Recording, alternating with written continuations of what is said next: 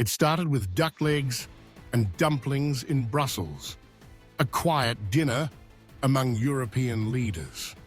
But what followed was anything but routine.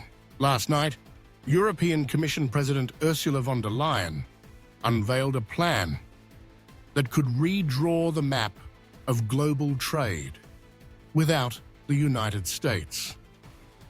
After months of escalating threats from President Donald Trump, the European Union is preparing to strike back. Not with counter-tariffs, not with legal complaints, but by building something new, a transcontinental trade alliance that excludes Washington entirely. Von der Leyen proposed that the EU join forces with the CPTPP, the Comprehensive and Progressive Agreement for Trans-Pacific Partnership, a bloc led by countries like Japan, Australia, Canada, and now the United Kingdom. Together with Europe, they would form a powerful new trading coalition, one that writes the rules of global commerce without waiting for the United States. Her message was sharp. As far as I understand, the Americans left at a certain point. That point, of course, was Trump's 2017 withdrawal from the original TPP. Now, in his second term, he's once again swinging tariffs like a sledgehammer, threatening 50% levies on EU goods if no deal is reached by July 9th. This time, Europe isn't playing the polite diplomat.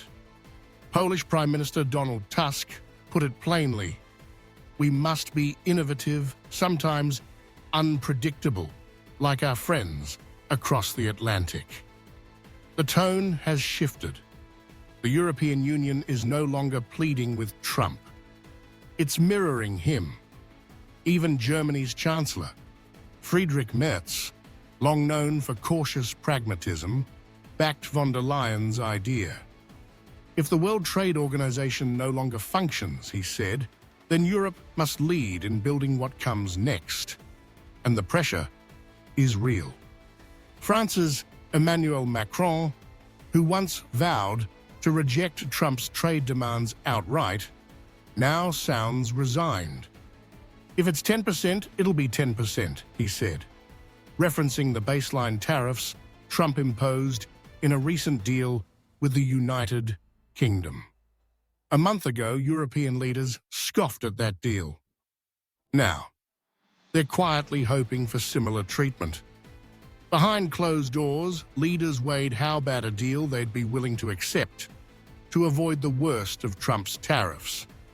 Macron wants zero tariffs, of course, but he knows zero is off the table.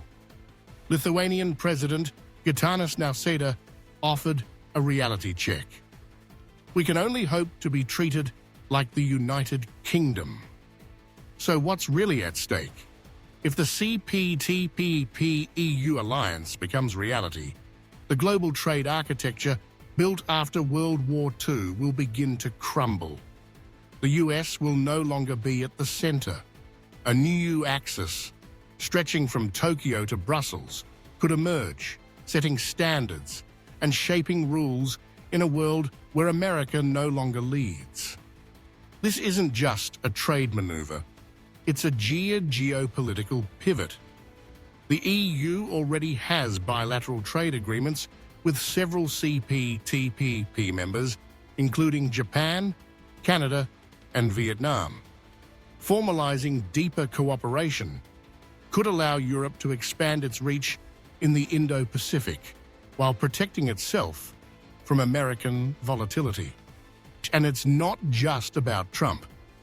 China's rise and its increasingly coercive trade practices have left many Asian countries eager for more balanced partnerships. With the CPTPP, Europe sees not only a buffer against Washington's erraticism, but a hedge against Beijing's dominance. Still, the plan comes with enormous risks. One senior diplomat warned that Trump might retaliate on more than just trade. In private, Trump has reportedly asked, "Why should we protect countries that are fighting us on trade?" The threat to NATO is implicit. Europe remembers Trump's first term, how easily he linked defense spending with tariffs, how quickly he questioned the value of transatlantic alliances. This time, he's surrounded by fewer moderates and more loyalists. The threat isn't just possible, it's probable.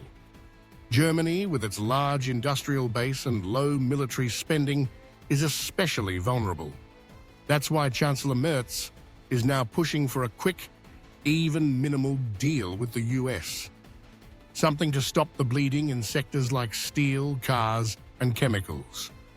At the same time, von der Leyen is racing to draft a basic trade agreement by the July 9th deadline. Just enough to prevent an economic earthquake and buy time to develop the CPTPP strategy. The irony? The EU, long seen as a slow, bureaucratic machine, is now forced to behave like a startup. Quick moves, bold pivots, risky bets, and all of it triggered by the same man who spent a decade mocking European weakness. Trump made the EU act, but can it sustain this momentum? That's the question. The CPTPP idea is bold, but it's also theoretical. Agricultural protectionism remains a thorn in Europe's side. Political will varies. Elections are looming in France. Far-right parties are gaining ground. Von der Leyen herself may not serve another term. Yet something has shifted. The EU has crossed a psychological threshold. It is no longer merely reacting to Trump. It's imagining a world without him, or at least without needing him. This is von der Leyen's revenge, not petty, strategic. If Trump wants to tear down the old trade order, Europe won't rebuild it. It will build a new one. If Trump champions bilateral bullying, the EU will respond with multilateral alliances. If Trump turns interdependence into a threat, the EU will turn it into an opportunity, but elsewhere. The old system, built on American self-restraint, is gone. The new one? It might start in Brussels, or Tokyo, or both. But one thing is certain. This time, the Americans will have to knock to get in. The old system, built on American self-restraint, is gone. The new one?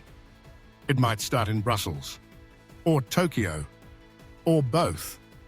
But one thing is certain. This time, the Americans will have to knock to get in.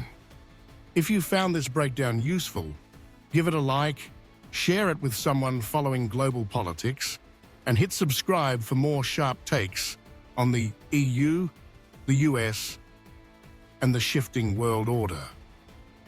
Drop a comment below. Do you think Europe can really lead a new trade era without Washington? Let's talk.